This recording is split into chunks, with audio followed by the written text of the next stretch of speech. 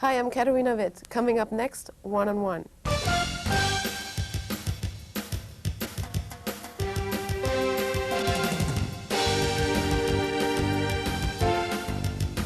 Hello everybody and welcome to the fastest half hour in television. I'm Eddie A. and you know who our guest is. You've met her already. And we'll come back and spend some time with the two-time gold medal winner of the Olympics right after this.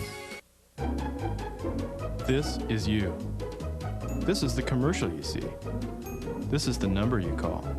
This is the operator you talk to. This is the stuff that arrives. This is the number you call. This is the box that comes. This is the machine you get. This is the number you call. These are the exercises you do.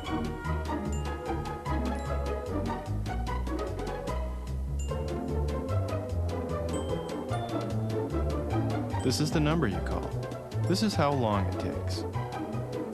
This is how many times a week you do it. This is the number you call. This is how your dog looks at you. This is how your pants fit. This is the number you call. This is how you'll feel when you're done. This is the number you call. The SoloFlex Muscle Machine, just $39 a month. Call now for a free brochure and video. This is the number you call. Sports fans, you've seen the best. Now Marv Albert's here to show you the rest. Lots of horsing around in the world of sport. There's 45 minutes of non-stop fun in Marv's great new video, the hilarious Albert Achievement Award. And best of all, your video's free with your paid subscription to Sports Illustrated. In this great new video, Marv captures all the amazing footwork, agility, grace, and power that makes sports so much fun to watch. Hysterical. Call now and you'll also get your choice of an authentic NFL Pro Line hat. Free. Pick your favorite team. It's up to you. The Albert Achievement Awards video and the NFL hat of your choice make a great gift for yourself or your favorite sports fan. And it comes with 54 issues of Sports Illustrated for only $1.47 an issue. You save over 50% off the cover price. For quicker delivery, use your credit card. Nobody's into sports like Sports Illustrated. Get into it.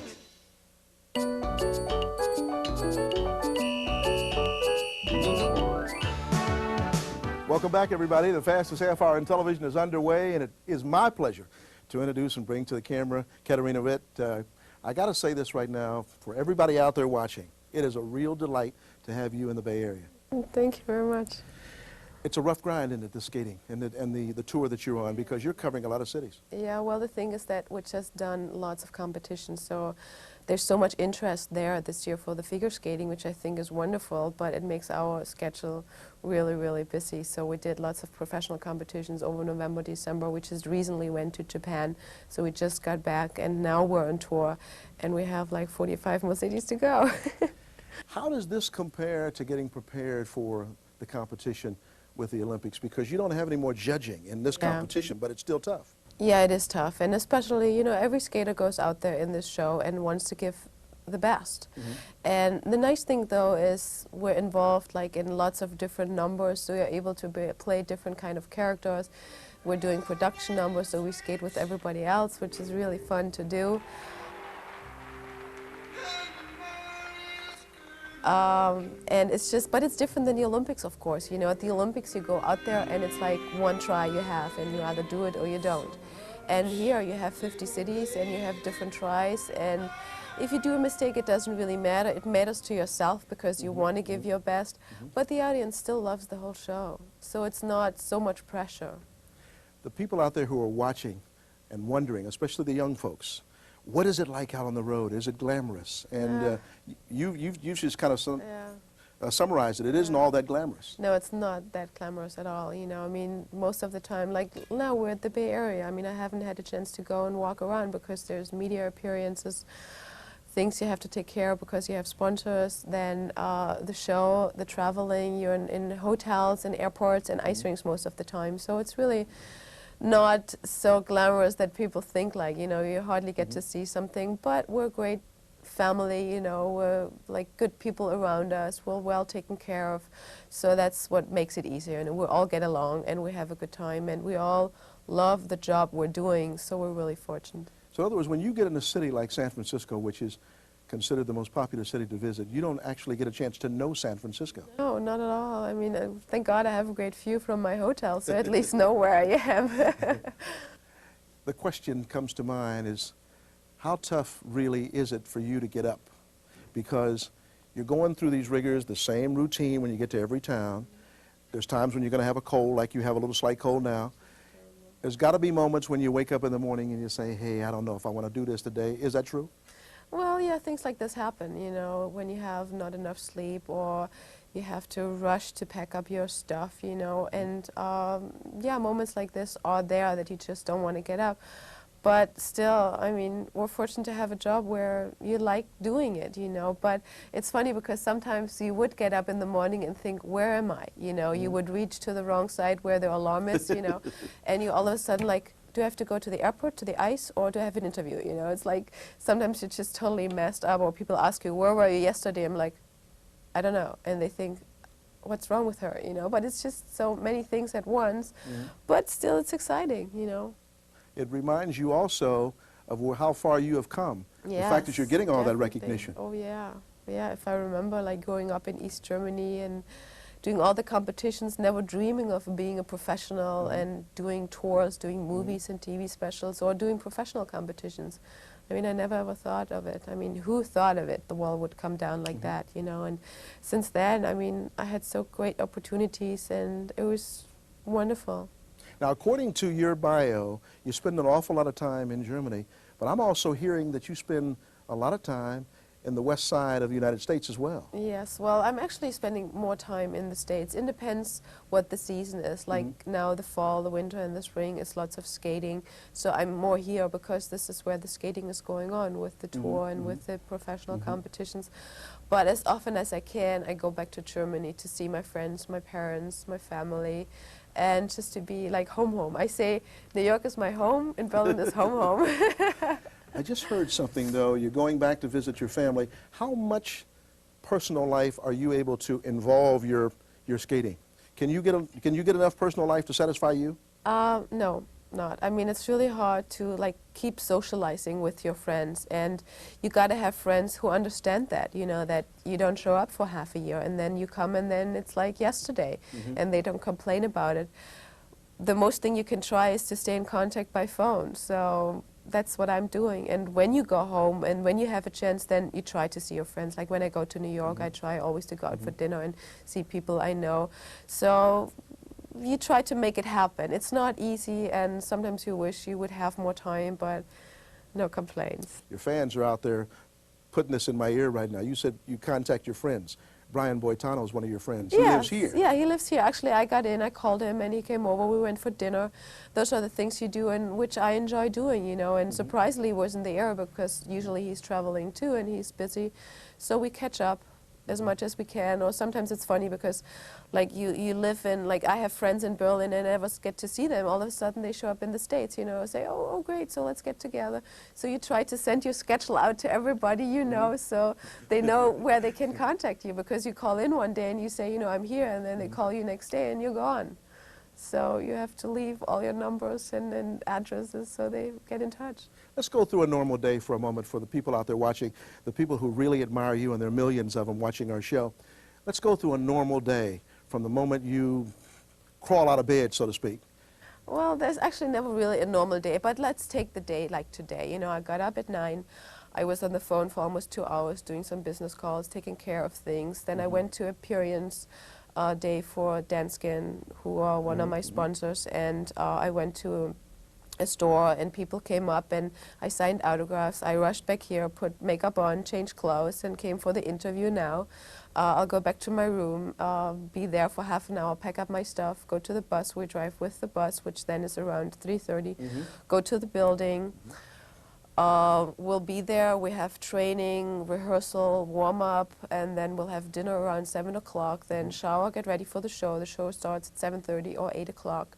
The show goes until 10. Then most of the time we have a reception afterwards, which is like 1 hour or 1.5 hours. We sign autographs, shake hands, say hello to people. And then we'll go back to the hotel, and that's around midnight, 1 o'clock, and depends where we are. And then, you know, maybe have a glass of wine with the others and wind down. Most of the time we pack up the stuff because the bus goes ahead with all our luggage. So the next day we can just jump on an airplane. And then next day another city, same schedule or different. So it's almost alike, you know, it's really busy. Everything that you've said is team-oriented. Yeah. Is there a day when you can say, "Phew, I can be by myself"?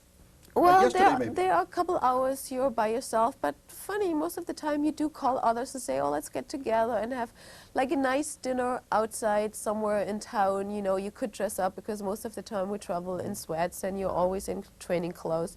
So once in a while you want to feel like a woman, you know, and you want to be treated nicely. So then you go out with friends. Brings to mind something that your PR lady said. We'll come back and discuss that when we rejoin our visit with two-time gold medalist Katarina Witt right after this. Stay with us. Is this Kid O'Neal for real? Or is it a different game he plays? Find out for yourself in this exclusive new video, Shaquille O'Neal. Larger than life. It's free with your paid subscription to Sports Illustrated. Your free video takes you back in time and behind the scenes with the young superstar. Can he have his fun and still be the best? Go for a spin with Shaq and find the answers. Free from SI. Call now and you'll also get an authentic Shaq basketball, the ultimate playground ball. Plus, get 54 issues of SI for only $1.47 an issue. Save over 50% off the cover price. Use your credit card. Call now and get your video and Shaq ball both free from SI. There's only one Shaq, and there's nothing in the world like Sports Illustrated. Get into it. Pay lower airfare this year with Continental's New Year's resolution sale. Just call by January 13th, 1995. Continental Airlines, more airline for your money. Introducing Roland Martin's revolutionary new helicopter lure. Its movement and colors grab the fish's attention. Its sound and scent trigger the strike. The helicopter lure is actually 4 lures in one. It's a buzzbait, it's a spinnerbait, it's a deep water jig. Plus, it's a weedless plastic worm, so you can fish it in any kind of cover. Call now and you'll receive 30 patented helicopter lures, each impregnated with Dr. Juice's helicopter scent, 5 laser-sharp eagle claw hooks, 3 twist-resistant ball-bearing swivels, and 5 hideaway weights. Plus, we'll include the helicopter lure utility box and Roland Martin's how to cast and catch with the helicopter lure. And yet there's more. Order your helicopter kit now, and we'll also include free Roland Martin's exciting new video customizing your copter for the catch of the day. The helicopter lure, where the big boys meet the end of the line. To order your helicopter lure kit for only $29.95, call this toll-free number now. Roland Martin's helicopter lure is guaranteed to catch more and bigger fish with quicker strikes and surer sets, or return it within 30 days for a full refund. Remember, this is an exclusive TV-only offer, so call now. Welcome back, everybody. Let's move along with Katarina Witt. And do you realize, do you have time to stop and think what you have done and what you've accomplished? Well, I'm someone who doesn't really look back, but sometimes I have to sit down and remind myself that I really have done a lot already, because I'm always like pushing the people around me, like my management. I make sure, you know, that new things are coming up, and then I'm involved in a lot of things, and they always have to slow me down because I'm like, it has to be done yesterday, you know, and they keep telling me, Katarina, you have done so much already. I'm like, oh yeah, right. So, but, you know, it's good to look forward always, you know, and not to sit back and think about the past. It just makes you keep going. Does that also mean that Katarina Witt is a perfectionist? Sort of, yes, sort of. Yeah, Very intense? I like to get things done perfect, you know, and I'm upset with myself if I don't skate well, and I'm upset with people if things are not done the way I expect them to be done, because I expect the best out of myself too. Let's go back to the center of the ice for just a moment, because everybody would like to know this. Because everybody has a different feeling about what they're thinking about while they're waiting to do their number and their routine. What's going through your head when just before the music begins and you're all prepared to to let out on a fabulous routine? Yeah. Well, you do concentrate. You go through your programs. I go through my jumps, you know, and I make myself like do it, do it, do it. You know, not getting out there and starting to be afraid, which you sometimes are because you want to be good, you want to give your best, but you're afraid it's not going to happen. But if you go out there like this, then you'll be careful and it's not going to go well. And the best thing is for me to go out and then when the music starts, just to listen to the music, get into the character and enjoy it. And then everything else comes with it. Now, sometimes a football player tends to want to run with the ball before he has it. Yeah. Are you one of those skaters who sometimes thinks about, I got a triple coming up, I got a double coming up? Yeah. Well, you do, you know, but you do think ahead, like during your steps you're doing, you know the next jump is coming up. And it's like, it's difficult when you just had a mistake because you keep thinking about the mistake and you have to leave this behind and just look forward to the next part of the program. And that's sometimes difficult because then you don't want to do another one. But there's always differences between a competition and a show. You know, in a show you don't jump as much, you know, so you enjoy it more. So you have more fun and you play more with the audience, where in a competition, like for me, it's always different. I have to force myself more to be aggressive, you know, to go for it and just do it. Was the second one tougher than the first one, the gold medal? Definitely, definitely. I think it's always more difficult to defend something than to reach, because to be up there, there are always lots of others who are behind you and who just want to, you know, beat you. And so it was definitely more difficult, and especially the expectations are high. And at this point, all of a sudden I realized how big the Olympics were. So in '88, when I got there, I was like, oh my God, the whole world is watching, you know, where in '84, you're just a kid and you're like, ugh, it's just another competition, until you realize that Olympics, this is different, this is a big deal. You just said something. '92, you decided, after all these years, I'm going to come back. Yeah. I'm going to go through all of that training and everything else. What was it like? Because what went through your mind as you decided, I'm going to give it one more go? Well, it was a very risky thought to do that, but I thought, hey, you got to take a risk or you're never going to reach anything. And at this point of my life, I needed a new challenge. I needed a new mountain to climb up, and that was the mountain I put in front of my nose, was to make the team for the Olympics. And there were a lot of people who never thought I would make it. You know, they thought it's just a promotion thing, and it was very interesting for me the whole year to go through this again, because all the time I had this feeling, I'm going in circles. I've done it for so many years, again and again. So I was looking for, you know, a real challenge and a goal, and for me was the goal to bring my free program across. So that's what kept me alive for the whole time, was the program Where Have All the Flowers Gone, because I wanted to have this chance to show this program to the audience one day, and this was the day of the Olympics. And this is what kept me going, you know. But the interesting part was to be an adult and to take nothing for granted, which you take when you're young. You know, something happens, you go, oh, next time it will be better. Here it was like, it's your last chance. And you're really concentrating and you're enjoying the mistakes and the success, you know. I listened to some of the interviews that you did, and you gave me the impression that you weren't concerned about where you would finish, only that I made it. No, not at all, not at all. I mean, the more difficult part was to get to the nationals, to be there and to not fail at the nationals. I mean, that would have killed my career, you know. I mean, that was the biggest risk. And I took it step by step, and then being at the nationals and skating so well and making the team for Europeans. At Europeans, I didn't care about the placement, I just wanted to make the team. Then I made the team, and I was just like, yay, I'm there, and now let's celebrate it. And that's what I did. I celebrated the Olympics as an event with my family. We had a house rented. I had my friends coming in, so they would see it once, because they never seen me live on the Olympics, you know, because living in East Germany, you never could bring your family. And then my only concern was to skate well, because I wanted to bring across a really well performance, and I was really happy with it. What was the toughest part? Getting yourself physically conditioned for the competition, or the competition itself? No, the physically conditioned, like jump-wise, you know, like doing all those jumps again, and knowing you go into a competition and you have no chance, because everybody jumps more than you do. And that's difficult, being a competitor and being used to win and to know I actually have no chance, and trying to take advantage of what I have to give, you know. So, and I told myself, I have something else to give to the skating, which are not 5 or 6 different triples. I'm still going to try 3 or 4 triples, not different ones, but, you know, all together. But I wanted to bring the artistic side across. That's why I chose this program. I thought, I'm 28 years old at this point. I'm a woman, I'm an adult. I can show what my philosophy is about life, you know, and this was, you know, like telling them, look, we've got only one earth and we should live in peace. Where somebody who's 16 who maybe cannot bring this across. So I was bringing this into it, you know.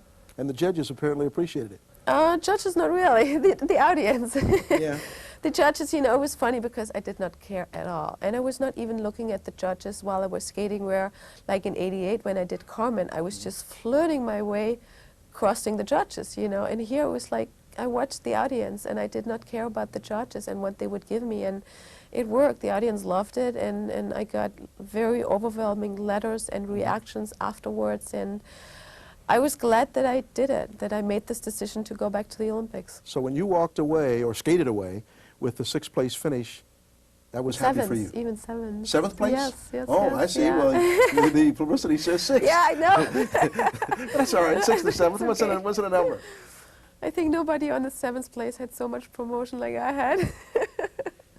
In a normal day, to the young ladies out there watching you and your beautiful face and your beautiful smile, what do you eat during the day? Yes, that's a sensitive subject. I mean, I love sweets, you know, so I'm addicted to chocolate and I shouldn't eat so much. So I'm trying to get good in this area. You try to eat healthy in the morning, you know, fruit and cereal, and in the evening we have pasta before we skate, so you get your energy you need to get, you know, but it's not easy to have a regular schedule with anything you do while you're on the road. Speaking of pasta, we'll pause for just a moment and we'll come back and spend a final moment with Katarina Witt right after this. Carrie Novak won't waste a minute battling her cold. Pills take time to dissolve, so she'll rush relief with the effervescent power of Alka-Seltzer Plus cold medicine. It's ready the moment you take it, rushing powerful medicines to soothe your aches, relieve your runny nose, free your breathing. Okay, now, today I'd like to talk to you about adding color and texture. Nothing rushes relief like Alka-Seltzer Plus. Ever wonder how remotes get lost?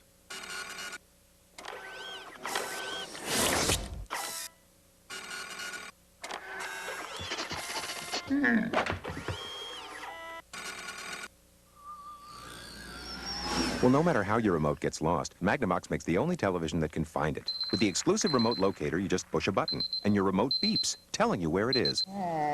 Hey, we make technology people want. Magnavox. Smart. Very smart. Where in the world would you go if there were no Las Vegas? What other place will you ever find where you can spend the entire day teeing off, stepping out, or just winding down, and all night really living it up?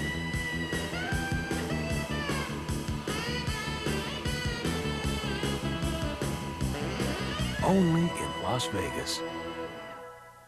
Welcome back, everybody. We're spending just the final more brief moments with Katarina Witt. Let me ask you one specific question now, and that is, where do you go from here? I've read so many stories about you want to become an actress, you want to do a love scene, you want to do this, you want to do that. With who? So, one of your idols, Kevin Costner, probably. But you're looking forward to the movies? Are you thinking about it? You're getting scripts? You know, this is such a long story. I took acting lessons like many, many years ago in East Germany when I didn't know if I'll be able to keep skating, and I was looking for something where I can perform in. So that's why I chose to act. But since I've been skating and skating and skating, which I didn't know at this point, I keep doing those kind of projects. Actually, I have a project coming up which is going to be a fairy tale on the ice, which will be shooted in the spring in Germany, and it's skating and it's acting. So I'll have to take acting lessons again, and I wonder how it's going to work out. So for me, it's some kind of a try if I'm talented in it, if I can do it, if I can handle it, because I think if you want to be an actress, you really got to start from scratch and take it serious and start from the beginning.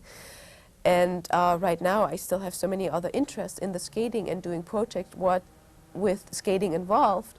So I'm putting the other things a little bit aside. But I've heard this, and I'm sure you have too. When we watch you on skates, whatever it may be, stars on ice or whatever, they look at you, and it's almost like you're actually auditioning for the producers and directors right there on ice. Now, you've heard that. You've had to. No, I haven't, no. That I'm auditioning? The appearance that you give, because you're an actress on skates. Oh, thank you. Well, I mean, I love to act on the ice, but it's just a big, big difference. You know, if you have to act with words and create something which looks normal, then being on the ice where you have something choreographed and you act to the music. I mean, basically the music puts you in the mood and you act to it, and I think it's a little bit easier than like acting. So just wait and then I'll see.